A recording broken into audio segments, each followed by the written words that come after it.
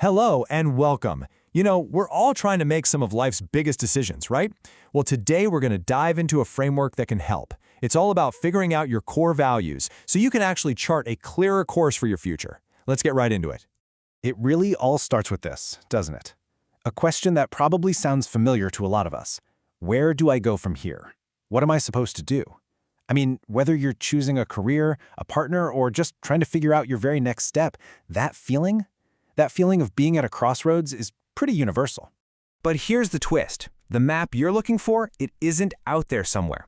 The true north you need, the real direction for your life, is actually found by looking inward. And today, we're going to explore a framework that helps you do just that.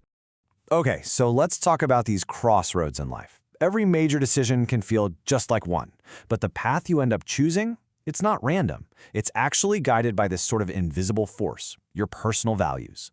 They're what's really steering your every single move, whether you realize it or not. So, what exactly is a value? We hear that word all the time. Well, formally, it's how you value the importance of everything around you. It's your internal ruler, your standard for judging what matters. You can almost think of it as the operating system for your decision-making. It's what helps you figure out what's good, what feels right, and what's truly worthwhile. To make all this a bit more practical, let's imagine we're building something called a value compass. Think of it as your own personal tool, something you can pull out to navigate those life crossroads we were just talking about. And the parts we're going to use to build this compass are these 8 core factors. I mean, look at them. They cover a huge range of what it means to be human, right? From something material like money to the spiritual like God. From the intellectual pursuit of wisdom to the social bonds of friendship and reputation, it's all in there. So, just take a second, look at this list. Which one of these immediately jumps out to you as your number one, your top priority? And, just as important, which one falls all the way to the bottom of your personal list? See, your unique ranking of these is exactly what defines your personal value system. And this slide really shows you how it all works in practice. Just look at these 2 totally different blueprints for a life. For one person, money and wisdom are right there at the top. For the other, it's goodness and God, with money and wisdom way down at the bottom. These aren't just simple lists. They represent 2 completely different ways of navigating the world. But you might be thinking, does all this internal work, figuring out values and goals, actually make a difference in the real world? Well, a pretty incredible study from Harvard University gives us a stunning answer to that question. So researchers started tracking a group of students, and these students were all pretty similar in terms of intelligence, background, you name it. The one thing that separated them was how clear their goals were. Get this, a massive 87% had either kind of vague goals or no goals at all. Only 13% had clear goals, and a tiny 3% had those goals actually written down with a long-term vision. And here's where it gets really fascinating. 25 years later, they checked back in, and the outcomes, they were just worlds apart. That top 3%, they became industry leaders, social elites.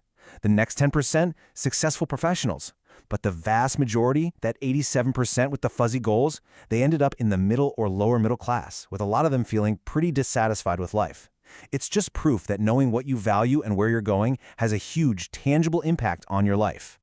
Okay, so that Harvard study is a powerful look at the what, the concrete results of having clear goals. But it doesn't really answer the why. What should your goals even be based on? For that, we need to zoom out a bit. If values are your compass, then a worldview is the entire map. It's your fundamental belief about the meaning of life. And we're about to explore 8 totally different versions. And just so we're on the same page, a worldview isn't just what you value, it's the whole story you tell yourself about why it all matters and what your ultimate purpose is. So let's take a look at 8 different maps for life. First up is materialism. As the saying goes, this is the belief that really success is measured by what you own. Life's purpose is tied directly to getting more stuff, more financial security, and pretty much everything else is just a way to get there. Next, we've got a worldview that's all about physical comfort and pleasure. Here, the number one goal is satisfying the body's desires. Great food, a comfortable place to live, all the sensory enjoyments. It's really about maximizing the physical experience of being alive. For some people, it's all about legacy. The idea here is that your name, your reputation, is the most important thing you leave behind. The whole driving purpose is to be remembered, to achieve some kind of honor, and to make a mark on the world that lasts. Then you've got this worldview, which puts the self at the absolute center of the universe. It's the ultimate what's in it for me filter. Your personal happiness, your individual desires, and just asserting your own will. Those are the highest possible goods. This one is the worldview of acceptance. It's the belief that life's path is pretty much predetermined. In this view, fighting against the current is pointless. So the smartest approach is to just embrace whatever comes your way and accept your destiny without a big struggle. Now, on the complete opposite end of the spectrum from fatalism, we have this view that really champions human willpower.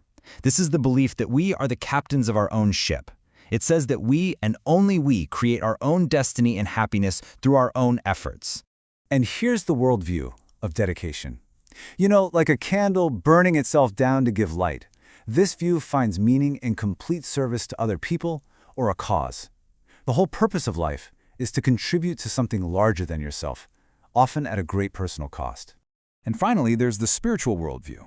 This one sees our material world as temporary, maybe even as an illusion.